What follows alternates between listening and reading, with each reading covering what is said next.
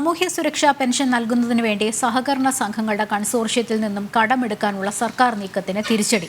2000 കോടി കടമെടുക്കാനായിരുന്നു സർക്കാരിന്റെ നീക്കം. അതേസമയം കൺസോർഷ്യം വഴി ആകെ ലഭിച്ചത് 835 കോടി രൂപ മാത്രമാണ്.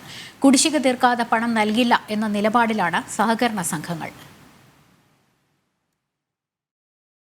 സംസ്ഥാനത്ത് സാമൂഹ്യ സുരക്ഷാ പെൻഷനുകൾ തുടർച്ചയായി മുടങ്ങിയതോടെയാണ് സഹകരണ സംഘങ്ങളുടെ കൺസോർഷ്യത്തിൽ നിന്നും കടമെടുക്കാൻ സർക്കാർ തീരുമാനിച്ചത്. 2000 കോടി കടമെടുക്കാനായിരുന്നു സർക്കാരിന്റെ തീരുമാനം. എന്നാൽ മുൻപ് വരുത്തിയ കുടിശ്ശിക തീർക്കാതെ പണം നൽകാനാവില്ലെന്ന് സഹകരണ വകുപ്പ് സർക്കാരിനെ അറിയിച്ചിരുന്നു. പിന്നീട് ഉയർന്ന പലിശ നൽകാമെന്ന ഉറപ്പ് നൽകി സർക്കാർ വീണ്ടും ഉത്തരവിറക്കി.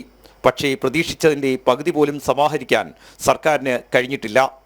2000 കോടി ലക്ഷ്യമിട്ടതിൽ 835 കോടി രൂപയാണ് നിലവിൽ ലഭിച്ചിരിക്കുന്നത്. സർക്കാരിന് പണം നൽകുന്നതിലെ ആശങ്ക പല സഹകരണ സംഘങ്ങളും സഹകരണ വകുപ്പിനെ അറിയിച്ചിരുന്നു. സാമ്പത്തിക പ്രതിസന്ധി കാരണം പണം തിരികെ ലഭിക്കില്ലെന്ന ആശങ്കയാണ് പലരും പിന്മാറാൻ കാരണം. CPM ഭരിക്കുന്ന സഹകരണ സംഘങ്ങൾ പോലും പിന്മാറിയെന്നാണ് സൂചന. ഇപ്പോഴത്തെ സാഹചര്യത്തിൽ മുടങ്ങിയ സാമൂഹ്യ സുരക്ഷാ പെൻഷൻ നൽകുന്നത് സർക്കാരിന് വെല്ലുവിളിയാകും.